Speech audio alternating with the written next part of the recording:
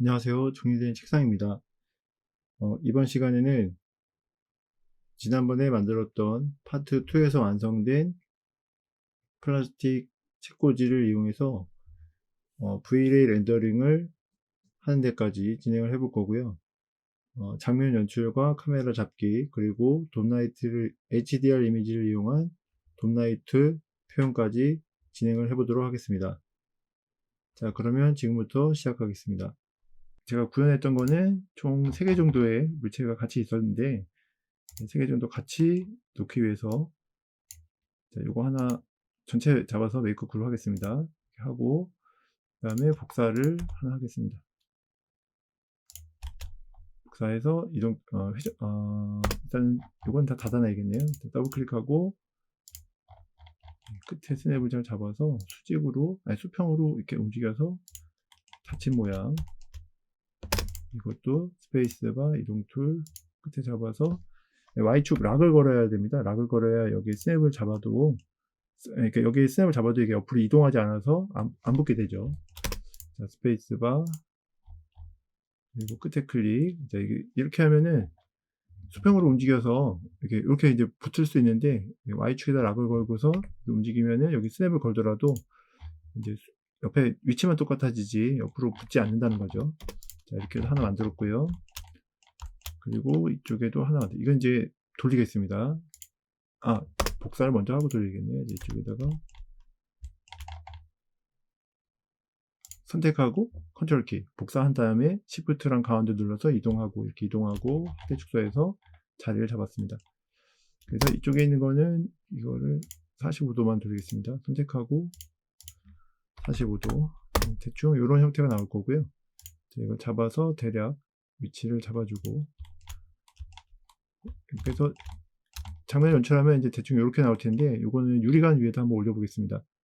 바닥에다가 대략 사각형을 하나 그려주고요. 이걸 올려놓은 만큼의 크기면 되겠습니다. 그렇게 하고 스페이스바 더블 클릭 오른쪽 누르고 메이크 그룹 다시 더블 클릭하고 높이를 40 정도 하겠습니다.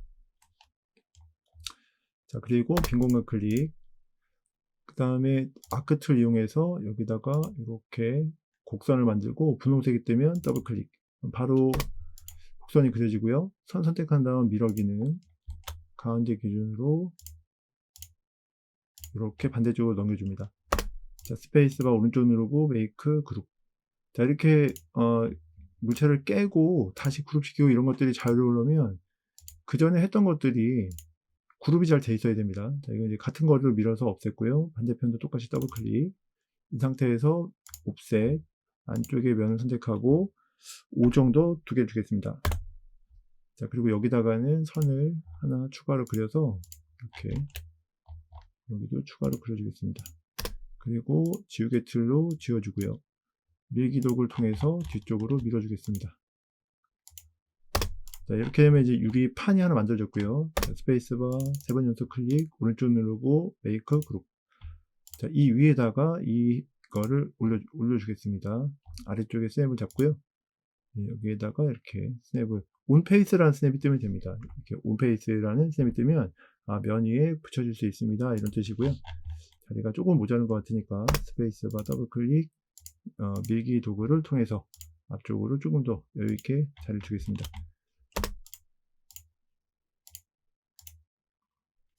네, 이렇게 자리를 잡았고요. 이 형태도 옆으로 약간 옮겨주겠습니다. 컨트롤 키를 눌러서 둘 다 선택했고요. 그 뒤쪽에다가 이렇게 자리를 잡고요. 자, 그 다음에 바닥이 필요하겠네요. 이거 아까 그냥 막 옮겼더니 이걸 그냥 이걸 옮겼더니 막 옮겼더니 높낮이가 바뀌었네요. 자, 이걸 둘 다 선택하고요. 지금 높이가 똑같은 편이니까 자, 아랫부분을 잡고 방향키 위나 아래 둘 중에 하나 누르신 다음에 이쪽 바닥에다가 기준을 잡겠습니다. 네, 이러면 높이 똑같아지고요. 바닥을 커다랗게 하나 만들고요. 스페이스바 오른쪽 누르고 메이크 그룹. 그 다음에 이 바닥을 돌려서 복사를 해서 뒷부분을 만들겠습니다. 이걸 세로로 복사하실 때는 지금 여기 축을 보면 X축 기준으로 복사를 하는 거거든요. 그러면 여기다 대고 방향키 오른쪽을 한번 누르면 축이 X축으로 이렇게 바뀌는 회전판이 만들어집니다. 클릭, 손잡이 빼고 클릭, 회전, 이때 컨트롤 키 한번 누르면 복사, 대충 클릭하고 90도 입력하면은 이렇게 뒷판이 만들어집니다. 빈 공간 클릭하고 뒤쪽으로 좀 보내주겠습니다.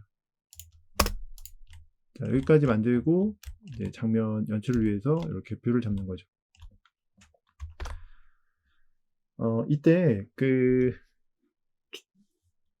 카메라가 찍는 그 장면을 계속해서 이제 잡도록 하기 위해서 계속해서 잡도록 하기 위해서 카메라 뷰를 잡을 건데요. 그때 사용하시는 게 씬이라는 기능입니다. 저는 장면이라는 탭으로 만들어 놨는데 이 씬 탭에서 플러스를 누르면 이 장면이 고정이 됩니다. 움직였다가 씬을 여기 버튼이 여기 만들어지거든요. 누르면은 이렇게 원래대로 가고요. 이제 움직였을 때 눌렀을 때 너무 늦게 가고 이러면은 여기 뷰 메뉴 그리고 애니메이션 세팅 이렇게 들어와서 여기 메뉴 중에서 여기 있는 Enable Scene Transition이라는 이 체크를 빼주면 이게 빨리 반응을 하게 됩니다. 이렇게 하고 누르면 빨리 반응을 해서 원래대로 돌아가게 되죠. 그리고 이제 Vlay를 사용해서 장면을 잡아보도록 하겠습니다. 마우스 오른쪽 버튼 그리고 Vlay 스케치업 그리고 Vlay 라이트 또 Vlay 뭐 이 주소 두 개만 있으면 됩니다. Vlay 스케치업이랑 Vlay 라이트 이 중에서 맨 Vlay 스케치업이라는 툴바에서 에셋 에디터를 누르겠습니다. 자, 에셋 에디터가 열리면은 이쪽에서 확장 메뉴를 눌러서 이제 옆에 보고요. 네, 이 상태에서 요 톱니바퀴를 누르겠습니다. 톱니바퀴를 누르고 렌더 아웃풋 렌더 아웃풋에서 세이브 프레임을 켜주면 양쪽 옆에 이렇게 어두운 부분이 생기는데 밝은 영역만 찍히는 겁니다. 이 어두운 영역 빼고 밝은 영역만 찍히도록 하는 거고요. 이 장면을 기준으로 이렇게 장면을 좀 더 잘 보이도록 설정하겠습니다. 그리고 이제 여기에다가 이 툴바 이 씬 탭에서 오른쪽 눌러서 업데이트를 해주면 이 장면이 이제 새로 저장되는 거죠. 그래서 이 수정된 장면으로 계속해서 잡히게 됩니다. 지금 이런 것들이 조금 부족한데요. 위쪽으로 좀 더 올리겠습니다. 탭을 눌러주면은 위쪽 장면이 좀 잘 막혔고요. 옆에도 지금 좀 부족한데요. 자, 이거를 우리가 조정하기 쉽게 하기 위해서 이거 두께를 좀 주겠습니다. 두께를 한 50, 100 줄게요. 100.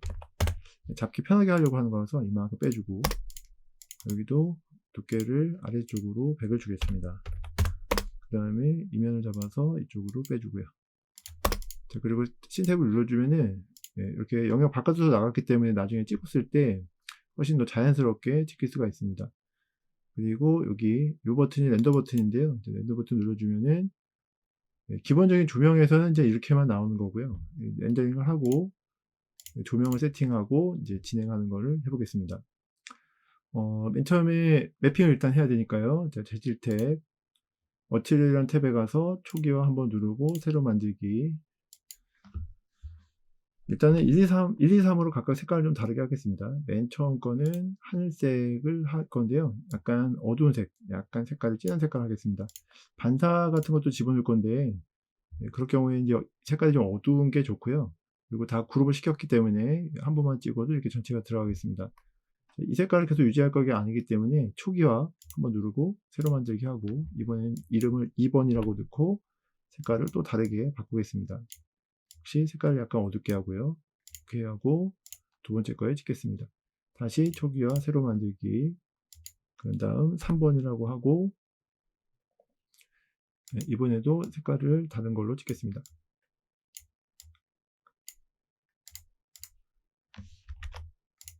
이런 식으로 준비가 됐고요. 유리도 해야 되는데 일단 초기화 새로 만들기 그래서 이름을 유리라고 붙여줍니다.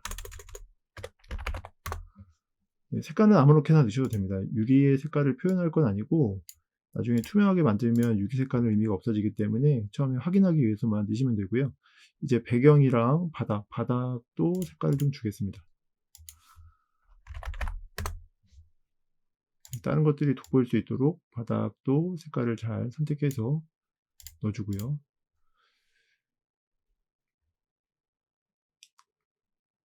그 다음에 벽면 같은 경우에는 그러니까 이제 바닥과 벽면은 지금 많은 공간을 차지하고 있기 때문에 빛을 반사하는 좀 중요한 역할을 합니다. 그래서 너무 어두운 색깔 쓰시면 안 좋은데요. 이거 렌더링 해보고 해야 됩니다. 지금 이렇게 정하는 게 쭉 안 갈 수도 있어요. 대신 너무 어두운 걸 방지하기 위해서 벽면은 조금 밝은 색깔 하겠습니다. 이거는 벽이라고 해주고요.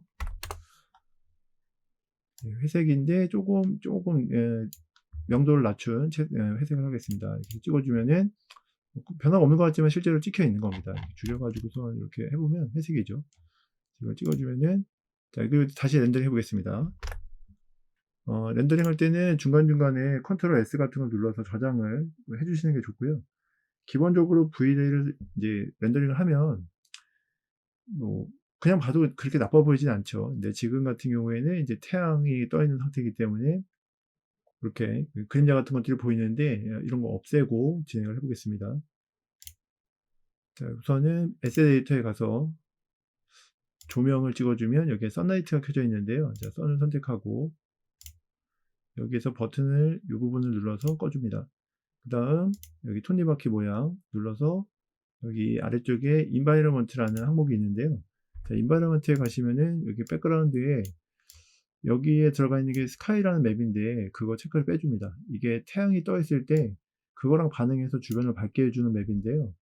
요것 때문에 이제 밝게 나와요. 그래서 이거 빼주세요. 그리고 렌더링 하면은 아무것도 나오지 않습니다.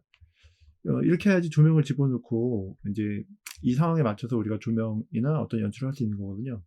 자, 이렇게 해준 다음에 조명을 하나 넣겠습니다. 조명 어떤 거 넣을 거냐면은 이게 반사도 해야 되고 그리고 자연스러운 조명을 위해서 V-Ray 돔라이트를 한번 사용해 보겠습니다. 돔라이트는 이렇게 생겼습니다. 이걸 누르고요. 돔라이트는 장면을 어디에 넣으셔도 됩니다. 뭐 이런 데 막 넣으셔도 이 돔라이트가 이 장면 전체를 이렇게 커브해서 안쪽으로 빛을 뿌려주는 역할을 하거든요. 자, 이렇게 한 다음에 렌더링 해보겠습니다. 자, 그러면은 이런 식으로 빛이 나오죠.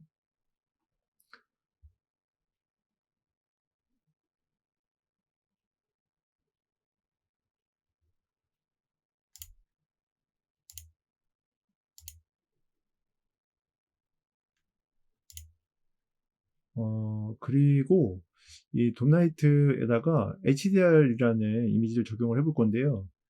지금 돔라이트도 원래 이게 전방에서 빛이 들어오기 때문에 사실 그림자가 생기지 말아야 되는데 지금 그림자가 생기고 있거든요. 지금 렌더링을 해보면 돔라이트가 원래 전방에서 빛이 들어오는 거기 때문에 그림자가 생기지 않습니다. 기본적으로는. 근데 지금 그림자 생기는 이유가 이 스케치업용 그 돔라이트에는 지금 돔라이트인데 여기 파란색으로 되어 있잖아요. 맵이 들어있다는 얘기고요. 이 안에 그 하늘 그림이 들어가 있습니다. 지금 너무 밝아서 안 보이는 거고요. 스케치업용 V-Ray 6 버전에서는 이렇게 그 돔라이트를 사용하면 기본적으로 HDR 이미지가 이제 포함이 되어 있습니다. 그래서 이걸 빼면 이미지가 적용되지 않고 체크해주면은 이제 이미지가 적용되고 이걸 이렇게 눌러주면 이 경로에 기본 이미지가 들어 있습니다. 디폴트 돔라이트 텍스처 EXR이라는 파일인데요. EXR도 확장자가 HDR이라는 확장자와 같은 역할을 하는 그런 HDR 이미지입니다. 여기에 들어있는 이미지를 포토샵에서 열면은 이렇게 생겼는데요. 지금 이게 하늘 그림인데 너무 밝아서 안 보이는 거고요. 여기에서 제가 이미지의 어저스트먼트 그리고 익스포저 이걸 이용해서 이제 익스포저가 낮아지면은 노출값이 적어지면서 좀 이제 어두워지는데 이러면 하늘 이미지가 나타나게 됩니다. 이런 이미지가 들어있는 거고요. 굉장히 밝게 세팅이 되어 있는 그런 상태로 지금 스케치업에서 사용이 되고 있습니다. 이 이미지가 이제 방금 전에 보신 그 이미지고요. 여기 너무 밝아서 그렇게 보이는 거고요. 그래서 돔라이트에 여기가 체크가 되어 있는 상태로 하게 되면 아까 그 하늘 이미지에서 봤듯이 여기에서 익스포즈를 낮추면 이렇게 했을 때 여기쯤에 지금 태양이 있거든요. 그러니까 여기쯤에 있는 태양이 지금 영향을 주고 있는 겁니다. 그래서 그림자가 보이는 거고요. 스케치업에서 이 하늘이 영향을 주고 있는 거죠. 렌더링 하면은 이런 식으로 햇빛이 들어오는 방향이 이제 방향의 반대쪽으로 그림자가 생기고 있는 겁니다. 그래서 이거를 멈추고 이거를 체크를 빼주면 이제 거기에 사용된 이미지가 이제 없어지는 거면서 효과도 없어지죠.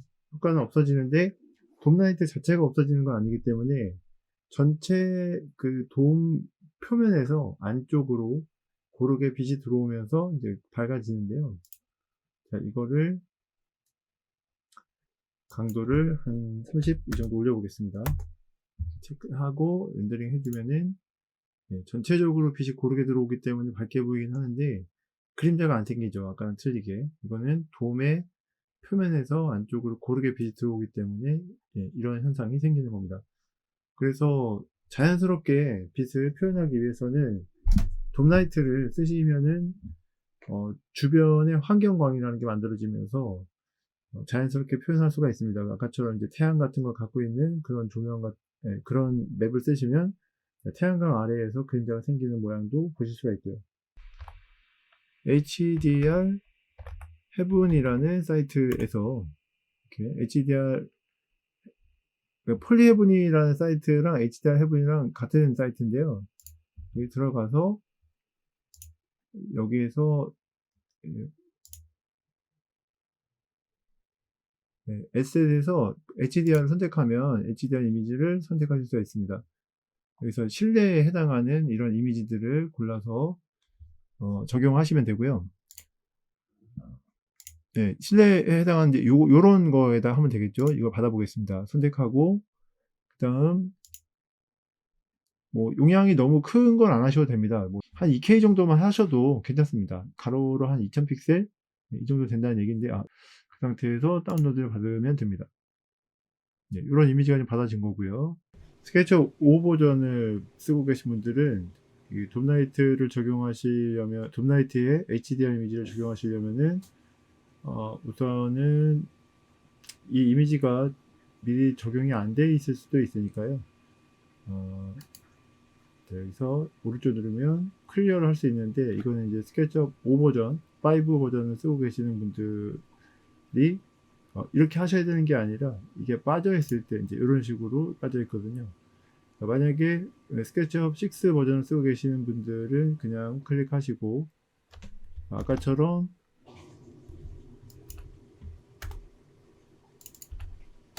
아까처럼 이 부분을 이렇게 바로 누르면 이제 뭔가 경로를 찾는 창이 뜰 수 있는데 그렇지 않은 분들은 이게 이 부분을 누르면 이렇게 목록이 뜰 수 있습니다. 여기 비트맵을 선택하시고 그 다음 좀 전에 받아놓은 이미지 small empty room 1-2K HDR 이 파일을 선택한 다음 열기를 해주시면 됩니다. 그러면 이제 돔라이트에 이 이미지가 적용이 되고요. 돔라이트를 다시 찍어보면은 여기에 이제 이미지가 적용이 되어 있습니다. 그래서 돔라이트가 이 주변 광으로 작용하기 때문에 이제 그 물체에도 이런 식으로 반사가 되는 걸 볼 수가 있고요. 이 부분에 꼭 체크가 되어 있어야 됩니다. 그래야지 적용된 맵이 작동을 하게 됩니다.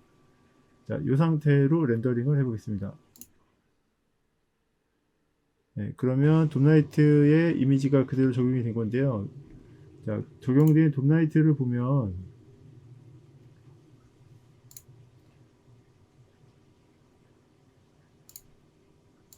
이런 이미지가 적용이 된 겁니다. 창 밖에서 빛이 들어오는 실내 이미지가 적용이 된 건데요. 스케치업에서 우선은 지금 이 장면에서 적용하고 있는 카메라의 설정을 잠깐 살펴보도록 하겠습니다. 톱니바퀴를 누르고요. 그 다음에 어드밴스 카메라 파라메타라는 걸 찾아서 누르시면 자, 이쪽에 에퍼처 F넘버라고 써져 있는 부분과 그리고 셔터 스피드 이 부분을 조정해서 장면을 밝게 만들 수가 있습니다. 보통 이렇게 실내 장면에서 찍을 때는 태양광처럼 굉장히 센 빛에 노출된 게 아니기 때문에 에퍼처를 4 정도 설정하고 셔터 스피드는 30 정도 설정합니다. 자, 이대로 렌더링을 다시 한번 해보겠습니다. 그러면 아까보다 조금 더 밝아진 그림을 볼 수가 있습니다. 자, 그리고 추가로 하셔야 될 게 이쪽 부분에 디노이저라고 부르는 부분이 있는데요. 디노이저를 체크를 해줍니다. 자, 그러면 렌더링을 한 후에 자글자글한 부분이 없어지면서 보다 깨끗한 그림을 얻으실 수가 있습니다. 자, 이런 식으로 깨끗하게 처리가 됩니다. 자, 그 다음 다시 돔라이트로 가보겠습니다. 돔라이트의 현재 인텐시티 부분이 1로 설정이 되어 있는데 약간 올려서 3 정도로 설정하겠습니다. 네, 그러면 여기 미리 보기에서도 보여지듯이 조금 더 밝은 그림을 볼 수 있습니다. 렌더링을 다시 한번 해보겠습니다. 조금 전보다 밝고 잘 보이는 화면을 보실 수가 있습니다. 자, 이렇게 되면 물체에다가 매핑을 하고 이 받침은 유리 매핑을 진행해 보도록 하겠습니다.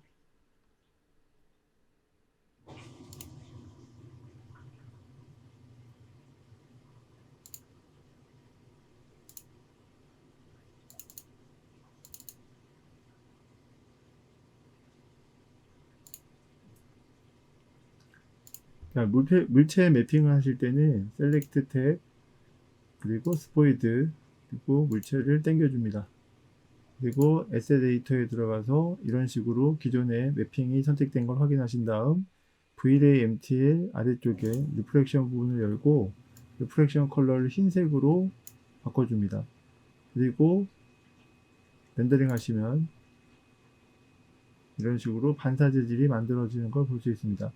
이때 표면에 반사가 되는 것은 이 주변에 돔라이트가 가지고 있는 이미지가 이 부분에도 반사가 됩니다.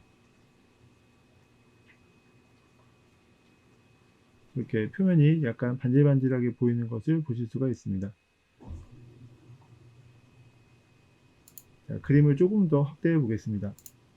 톱니바퀴를 누르고 렌더 아웃풋에 들어가서 이미지의 사이즈를 가로로 1500 정도로 설정하겠습니다. 네, 그리고 여기 세이프 프레임의 역할은 앞쪽에서도 잠깐 얘기를 했었는데요. 이렇게 영역을 정해서 이 부분만 확인시켜주는 그런 역할을 합니다. 자, 다시 한번 렌더링을 해보겠습니다. 자, 지금 렌더링 창 상단부에 보면 퍼센티지가 나오는데요. 이렇게 되면은 원래 크기의 반 정도만 표현이 되는 거니까 확대를 하고 휠을 굴려서 이렇게 확대해 보면 이렇게 주변에 있는 환경이 반사가 되는 걸 확인할 수 있습니다.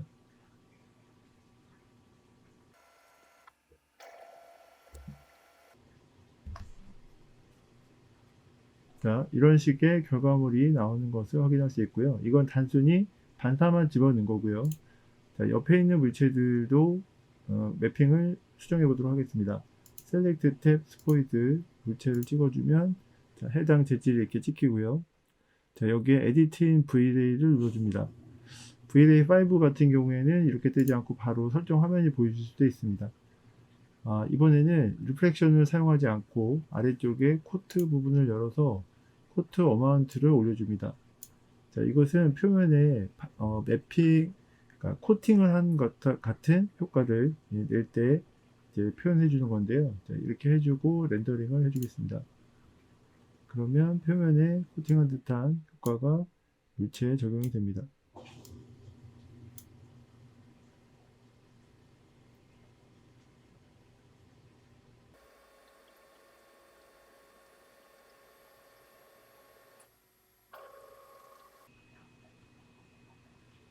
자, 이런 식으로 코팅한 듯한 효과를 낸 물체를 보실 수가 있습니다.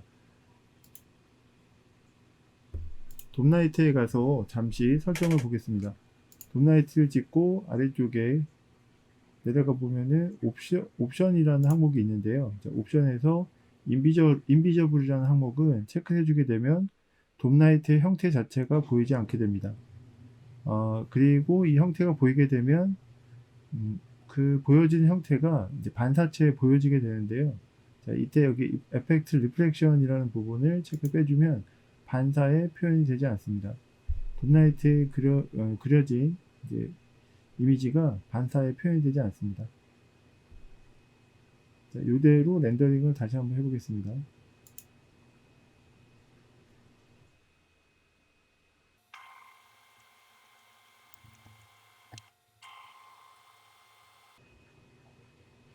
자, 이렇게 최종 결과가 나왔는데요. 자, 이 상태에서 이전에 렌더링했던 이미지와 한번 비교를 해보겠습니다. 이게 마지막에 등록되어 있는 이미지가 최종적으로 렌더링된 이미지고요. 이런 식으로 목록에 나타나게 하려면 옵션에 가서 VFB 세팅, 그리고 여기에 히스토리 부분에 체크를 해주신 다음 여기에다가 이렇게 저 같은 경우에는 해당 경로를 따로 등록을 시켰습니다. 이 폴더가 이런 이름의 폴더가 없다면 만드신 다음에 여기 찾아보기를 통해서 지정을 해주시면 되고요. 그리고 오토 세이브에 체크해 줍니다. 이거 외에는 진행하지 않으셔도 되고요. 여기까지 한 다음에 세이브 앤 클로즈 눌러주고 닫아주시면 렌더링 끝나면은 자동으로 이렇게 목록에 저장이 되겠습니다. 자, 그리고 이렇게 목록이 만들어진다면은 마지막 이미지 선택하고 여기에서 A, B라고 쓰여져 있는 아이콘을 눌러줍니다. 자, 그러면 이 이미지가 A로 등록이 되고, 자, 이쪽에다 커서를 두면 B로 이렇게 등록이 됩니다. 자, 두 개의 이미지를 비교해 보겠습니다. 자, 이게 HDR 이미지가 반사되지 않은 거고요. 이게 반사된 겁니다. 반사되지 않은 것과 반사된 것의 차이점이 지금 확인되고 있습니다. 자, 이쪽이 B고요. 이쪽이 A입니다. 자, 이 버튼을 다시 한번 눌러주면 효과가 없어지게 됩니다. 자, 이번에는 돔라이트에서 여기 에펙트 리프렉션을 다시 한번 체크해 주고요. 반사가 정상적으로 뜨게 될 거고, 나머지 매핑도 처리해 보겠습니다. 셀렉트 탭 스포이드 쪽에 붉은색 계열을 선택한 다음 에세 데이터 열어주고 에디팅 V를 찍어줍니다. 여기에서도 마찬가지로 코트를 진행해 보겠습니다. 자, 이번에는 약간 금속성을 띠는 코트 재질을 만들어 볼 건데요. 자, 금속성을 띠는 코트 재질을 만들려면 반사와 함께 주시면 됩니다. 반사 끝까지 올려주시면 이렇게 반사체가 만들어지고, 그 다음에 코트에다가 원하는 색깔을 넣어주시면 됩니다. 이때 여기 기본 디퓨즈에 등록되어 있는 색깔에서 오른쪽 버튼 누르시면 카피라는 메뉴가 뜨게 되고, 카피를 선택한 다음 아래쪽 코트 컬러에다가 넣어주겠습니다. 페이스트 항목을 선택해서 넣어주시면 이렇게 색깔이 적용이 되면서 반사가 표현되는 금속성의 느낌을 표현하게 됩니다. 이때 코트 글로시네스라는 항목을 약간 내려주시면 그 효과가 더 좋아집니다. 0.9 정도 주겠습니다. 그리고 렌더링을 해보겠습니다.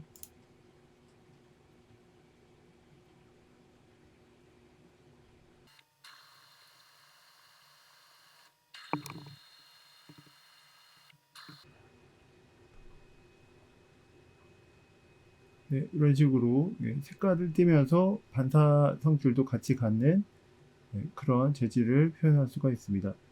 마지막으로 유리 표현을 해보겠습니다. 셀렉트 탭 스포이드, 해당 재질을 찍은 다음 에디팅 V를 찍고, 유리 같은 경우에는 반사와 그리고 굴절이 동시에 존재합니다. 자, 위쪽에 있는 것이 반사고 아래쪽에 있는 것이 굴절입니다. 둘 다 올려주고, 그리고 이때 중요한 게 반사에서 여기 프레넬이라는 항목이 있는데 이 프레넬 항목을 꼭 체크해 놓으셔야 됩니다. 이걸 체크해 놓지 않고 빼게 되면 이렇게 금속성을 띠게 됩니다. 이것을 체크를 해 주시고 이렇게 반사와 굴절이 동시에 표현되게 해주시면 되고요. 좀 전에 한 가지 빼먹은 게 있었는데, 두 번째 재질인 여기서 금속성을 띠는 재질 제가 표현한다고 했는데, 이것도 마찬가지로 이쪽에서 반사에서 이 프레넬이 체크가 되어 있으면 본래의 색깔이 표현되면서 표면의 반사만 표현이 됩니다. 이걸 빼게 되면 이런 식으로 금속성을 띠게 됩니다. 이게 원래 표현하려고 했던 건데요. 이렇게 표현하시면은 금속성을 띠는 이런 표현을 할 수가 있습니다.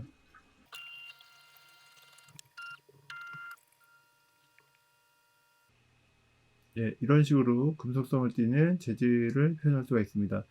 표면이 너무 반사가 잘 돼서 약간 어색하게 보이는데요.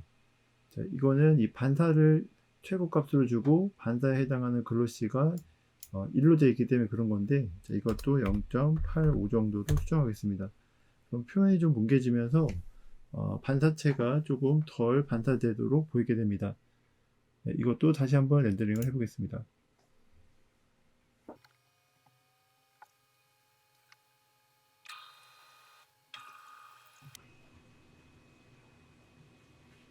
자, 이렇게 최종적으로 플라스틱 재질의 책꽂이를 만들어 봤습니다.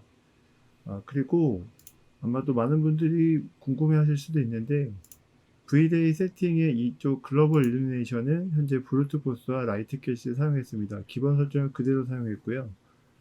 만약에 이런 부분들 때문에 고민이 되신 분들은 기본 설정은 여기에 이 부분을 눌러주면, 이렇게 눌러주면 VDA의 기초 설정으로 돌아가게 됩니다. 여러분들이 뭔가 잘못 만져도 이걸 해주게 되면 언제든지 처음으로 돌아갈 수가 있습니다.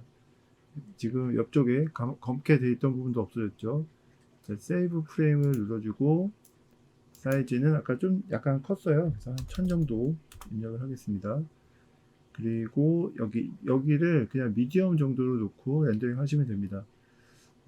여러 가지 방법이 있는데, 이 부분에 만약에 뭐 이런 이라디언스 맵이라든가 이런 것들 사용하시게 되면 속도는 조금 올라갈 수 있는데요. 이제 빛 계산 같은 것들이 좀 잘못 나오거나 아니면 엉뚱하게 나올 수 있는 가능성이 있기 때문에 이 브루트포스 같은 경우에는 좀 시간은 걸리지만 그런 빛 계산을 정확하게 해주는 그런 방식입니다. 라이트 캐시도 마찬가지고요. 기본 방식으로 놓고 쓰시는 걸 추천하고요. 그래서 초보자분들은 여기 이 부분만 수정을 해서 쓰시는 게 좋겠다는 생각입니다. 보통 미디엄 정도 놓으시면 적당할 것 같고요. 네, 그리고 이제 좀 전에 말씀드렸던 이쪽 아래쪽에 카메라 설정. 일반 카메라가 아니라 어드밴스 카메라 파라미터고, 어두운 장면에서, 그러니까 어두운 공간에서 찍을 때는 4에 30 정도로 설정하시는 게 좋겠습니다. 그리고 여기 위쪽에 디노이저 이거 꼭 체크해 주시고요. 그럼 품질이 좋아지거든요. 자, 이렇게 하시면 렌더링 했을 때 빛 계산이라든가 이런 것들이 명확하게 진행이 되고 오류 없이 진행을 할 수가 있습니다. 그리고 재질 같은 것들을 넣다 보면 반사나 굴절 이런 효과를 넣으실 때 점점 렌더링 속도는 느려지게 됩니다. 그게 당연한 거고요. 뭐 약간 이렇게 어떤 여러 가지 방법을 동원해서 그 시간을 단축시킬 수도 있겠지만, 좋은 표현을 하시려면 렌더링 시간은 또 그만큼 걸리게 됩니다. 그 부분을 이해하시고 공부하시면 좋을 것 같고요. 예, 여기까지 책꽂이 만드는 과정을 진행해 봤고요. 영상을 봐주셔서 감사드리고요. 영상이 도움이 되셨으면 구독과 좋아요, 알람 설정까지 부탁드리겠습니다. 감사합니다.